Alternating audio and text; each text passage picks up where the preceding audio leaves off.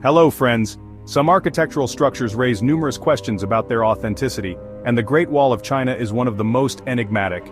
This majestic monument of antiquity, which has sparked debates among scholars, continues to intrigue historians and mystery enthusiasts alike. Why was this grand construction built, and did the Chinese really construct it? Let's dive into this fascinating story. Welcome. The Great Wall of China is one of the most famous architectural wonders of the world. Each of you has probably heard of it, as its image graces posters and textbooks. This grand fortress stretches for thousands of kilometers across northern China, attracting millions of tourists and becoming a symbol of global architecture. But was ancient China truly its creator? In recent years, many scholars have begun to doubt this.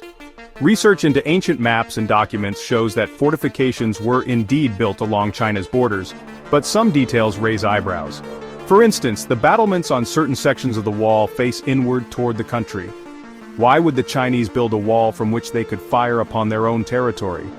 If you find yourself in China, you will hear tales of this magnificent monument, said to have been erected at the behest of the founder of the Qing dynasty over 2,000 years ago. However, some modern researchers question the existence of this symbol of power until the mid-20th century. So, what are tourists actually shown? In reality, what you see was constructed only in the latter half of the last century. Let's start with the official version of history. According to it, the Great Wall was built to protect the country from invasions by nomadic tribes. However, this structure actually combines three major construction projects carried out in different historical periods by various rulers. The construction began in the 3rd century BC, although even this claim lacks definitive proof. The total length of the wall, including all its branches, is about 22,000 kilometers, and over 1 million people participated in its construction. Official records state that at least 300,000 workers died during its building. Today, the Great Wall of China is protected by UNESCO and recognized as a World Heritage Site. This is where the facts end, but the mysteries are just beginning. Let's work together to unravel the secrets hidden behind this grand structure. Did you know how the Great Wall of China was actually built? There's a fascinating claim in history. Some of the materials used were even made from rice. Yes, rice. But it's not that simple. The wall was constructed from various building elements, including rammed earth, bricks, and stones. Interestingly, the Chinese were so inventive that they even built houses using rice, mixing sticky rice with slaked lime, sand, and water to create a sturdy foundation. Isn't it strange that such a grand wonder of the world, a massive wall, was partially based on rice intended to protect against nomads and bandits? Historians claim that up to 1 million people were involved in the construction of the wall, and during this time there was a colossal number of victims, which are still remembered with horror. However, some sources point to a more shocking figure, up to 3 million builders, which was nearly half of the entire male population of ancient China. Following these horrors, a logical question arises. What purpose could such a wall serve if China did not have sufficient military forces to maintain it? For instance, why build a massive wall in the mountains? Who were they protecting themselves from? Could they really fear attacks from wild mountain tribes?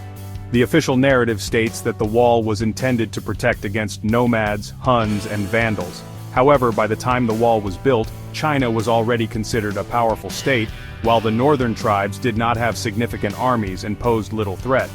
From a military strategy perspective, the wall could have been largely ineffective. Why does its height vary from 3 to 8 meters and in rare places reach 10? This is much lower than most European castles. A strong army equipped with siege technology could easily find vulnerable spots and cross to the other side. But the strangest fact is that if you look closely at its structure, in some places, the wall forms seemingly pointless loops, raising numerous questions. Some researchers throw up their hands in confusion. Could it be possible that such a seemingly grand structure had no real defensive function? The wall traverses difficult mountain ridges, in areas where, without the wall itself, an army would likely struggle to navigate the landscape. We must also remember that in the mountains it is challenging to determine the age of the wall's foundations. Over the centuries, stone structures can become buried under sediment, sinking several meters into the ground. This does not happen on rocky terrain, and a relatively fresh object could turn out to be ancient. Additionally, there is virtually no local population in the mountains, making it impossible for anyone to witness the construction of this historical landmark. What does the history of the Great Wall of China truly conceal? This question will continue to be pursued by scholars and researchers for a long time, and with each new discovery, new horizons will open in the study of this grand structure. It's possible that to the north of modern Chinese borders, there existed another, more ancient civilization that influenced the construction of the wall. One of the most astonishing aspects lies in the battlements located on certain sections of the wall that face south toward China.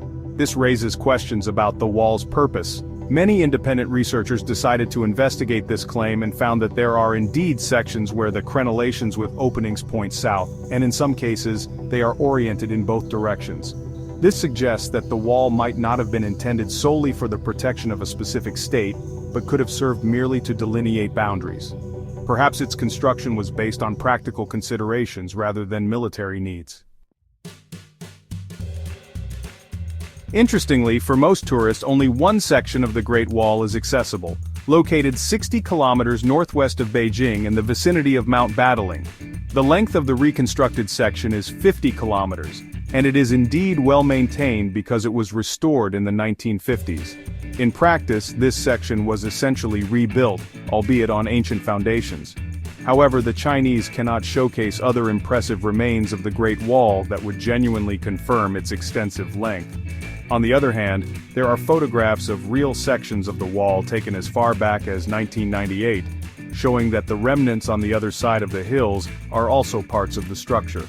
However, the actual images of lesser-known sections remain shrouded in mystery and are not accessible to the general public. As for claims about the wall being visible from space, this myth has yet to find scientific validation, and no one can definitively state what can actually be seen from orbit. Similarly, rumors about its visibility from the moon remain ambiguous. However, the idea that the wall was built not by the Chinese but by another, more ancient civilization continues to intrigue many historians and scholars. In conclusion, let's consolidate all the facts and try to determine whether the construction of this grand defensive structure truly belongs to the Chinese. One important argument in favor of its Chinese origins is the orientation of the battlements. If the wall was indeed intended to protect against northern nomadic tribes, then the battlements should have faced north, from where the enemies could come. Furthermore, the structure of the wall resembles medieval defensive constructions in Europe and Rus, which were designed to withstand gunfire. However, in ancient China, especially prior to our era, when, according to official historiography, the wall's construction began, gunpowder weapons did not yet exist. The nomadic tribes from whom the threat was presumably directed did not have them either. These facts prompt us to consider, could it be that the construction of the wall was not the work of the Chinese? What do you think might be hidden within its history? Leave your comments below, and, of course, subscribe to the channel. Perhaps together we can uncover the truth. Take care.